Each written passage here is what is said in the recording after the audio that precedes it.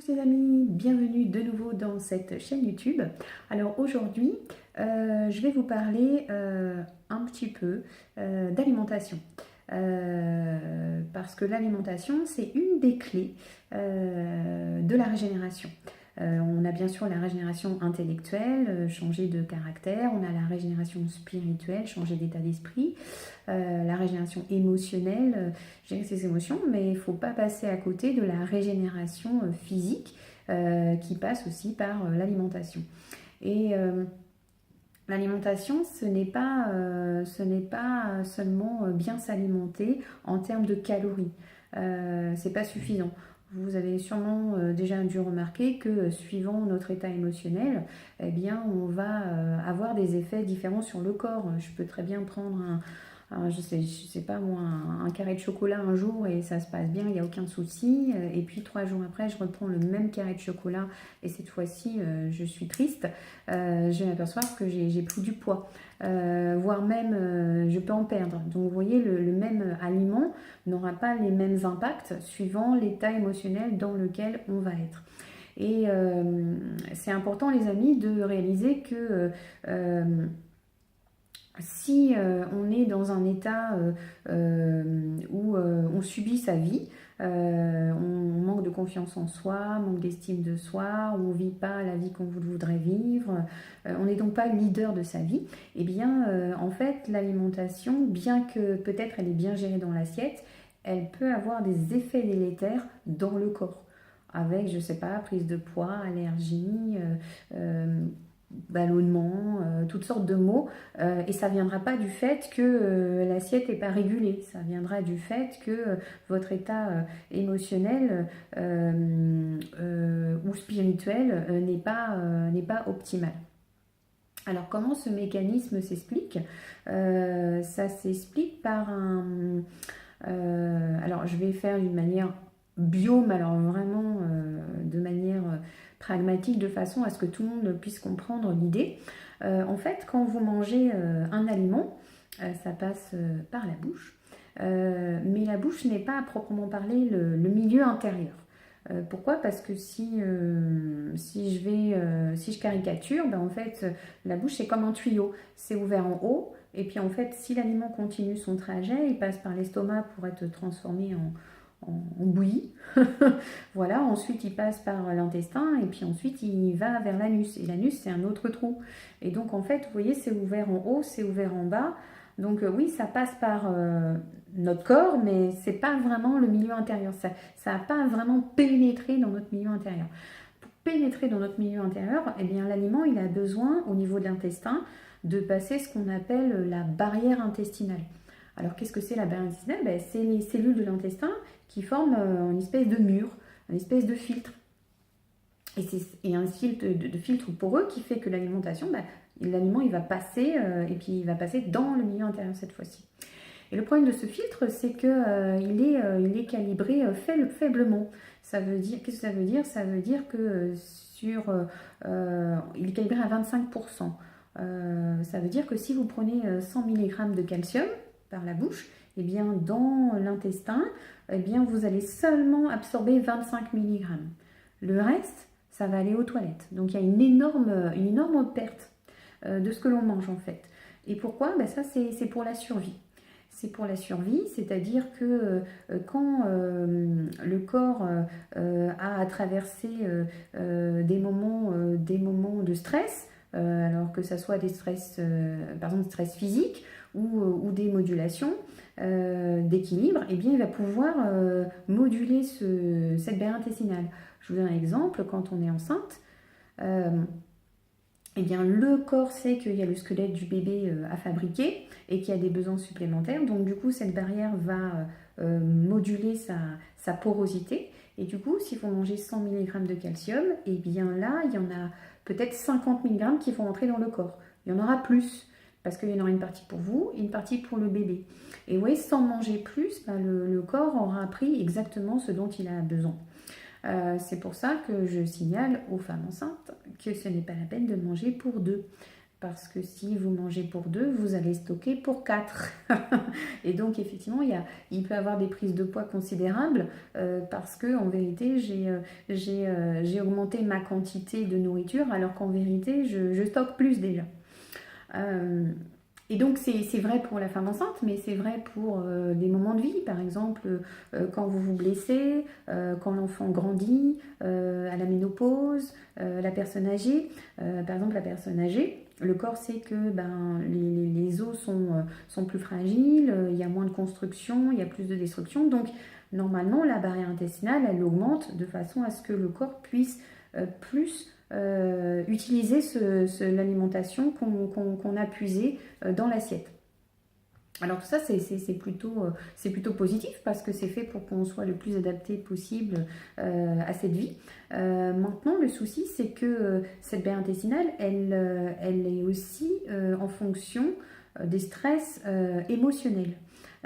C'est-à-dire que si, par exemple, vous subissez votre vie, vous n'aimez pas le travail que vous faites, vous êtes à la maison, je sais pas, c'est tendu, vous êtes dans des angoisses concernant, je sais pas, vos factures, vous subissez votre vie plutôt que de la vivre, eh bien, c'est vécu comme un stress, d'une même manière qu'un stress physique. Et donc, le mécanisme du corps qui va se mettre en place, c'est le même.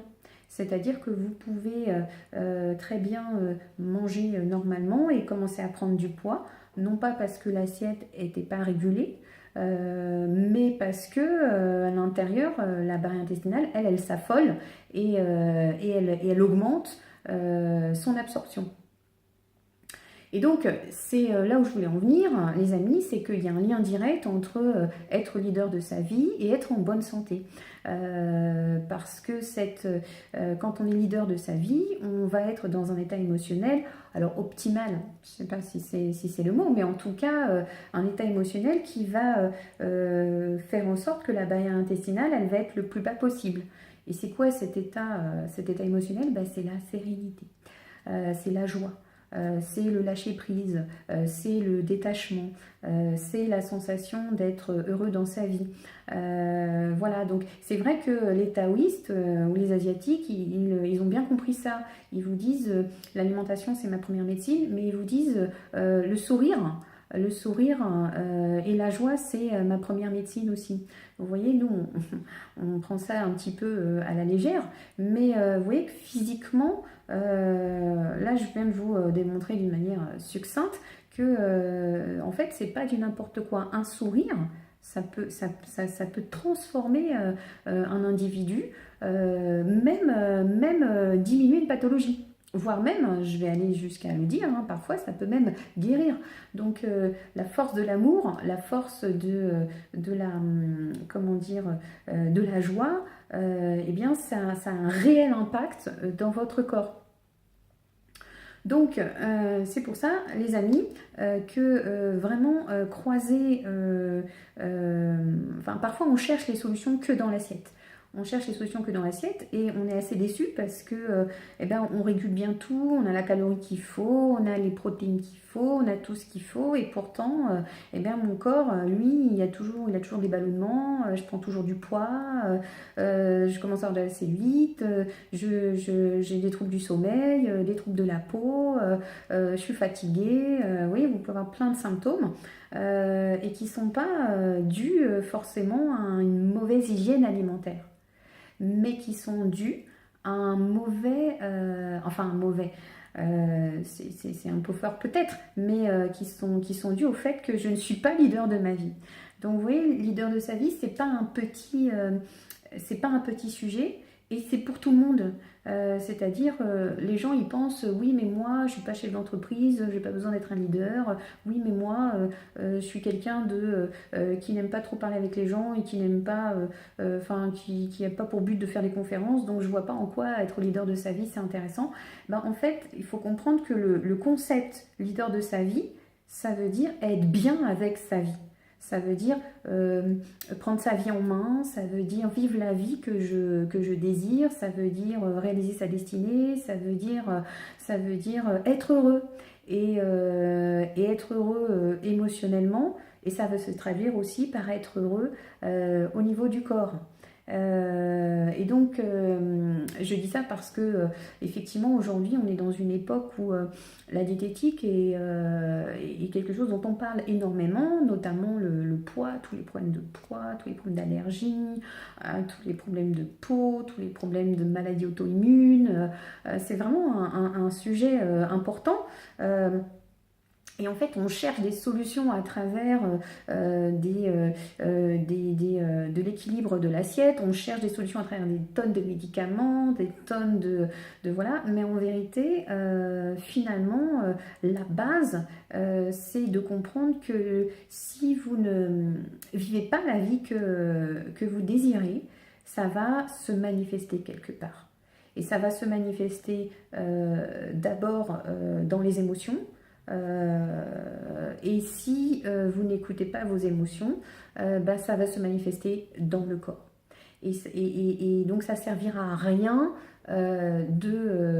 d'équilibrer l'assiette, parce que en s'occupant seulement de l'extérieur, si vous ne changez pas votre état intérieur, eh bien de toute façon, même une alimentation optimale aura des effets délétères. Donc vraiment, les amis, j'ai vraiment à cœur, à travers cette chaîne YouTube, que vous puissiez vraiment avoir des clés, des conseils, vraiment des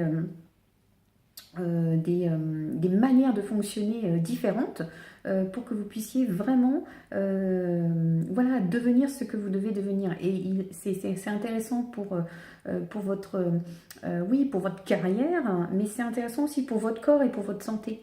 Parce que on est des êtres vivants et pas dissociés. On ne peut pas dissocier l'équilibre du corps avec l'équilibre mental, avec l'équilibre spirituel, avec l'équilibre émotionnel.